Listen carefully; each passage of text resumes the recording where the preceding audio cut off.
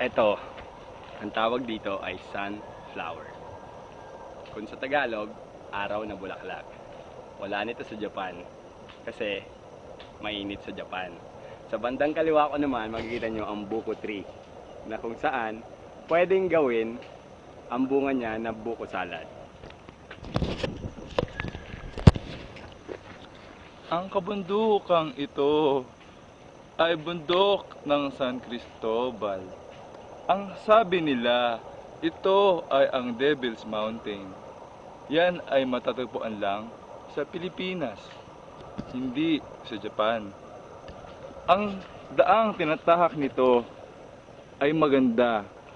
Pero mamaya, yan ay magiging paahon. Ano ang gagawin namin doon? Kami, turista lang. So, tara na. Samahan niyo ako sa San Cristobal.